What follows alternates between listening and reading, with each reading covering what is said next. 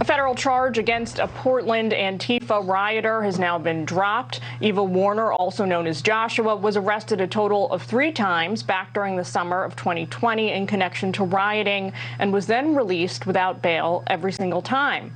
Eva completed just 30 hours of community service before the judge dismissed the case. Let's bring in Fraternal Order of Police National Vice President Joe Gamaldi. So, Joe, Portland police say here Eva directed a high-powered laser into the eyes of police, trying to disperse the crowd, and then resisted arrest. You know, I really wish that this was a bad joke, but sadly it's not. It's an example of what we're seeing all across this country with our revolving door criminal justice system. I mean, here we have an Antifa terrorist, because that's what they are, they're terrorists.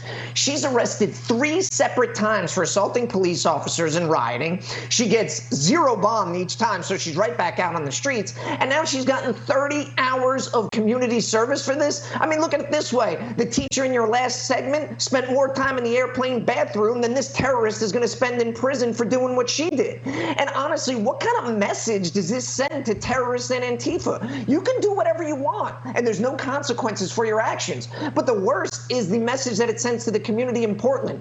These individuals wrecked that city for months, and basically what the system is saying is, we don't give a damn about your community or what they did, because nobody's going to be held responsible.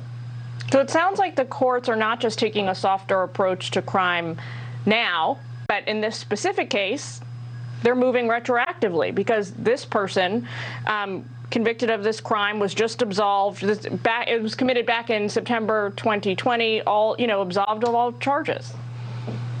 Yeah, and honestly, Jillian, over the last 2 years, we have seen a toxic cocktail being shoved down the throats of law-abiding Americans. It's rogue prosecutors giving sweetheart deals to violent repeat felons. It's the continued demonization of law enforcement and the unmitigated disaster that has been bail reform. And it's led to horrific consequences. We saw 20,000 murders in 2020, which is the first time we've seen a number that high since the mid-90s. We're outpacing that number in 2021, and the American public is fed up. A recent Fox Business poll said 77% of Americans believe that violent crime is a major problem in this country, and they're right. And it needs to stop. We need to start holding criminals accountable, and we need to make sure that we're giving police officers the tools they need to do their job.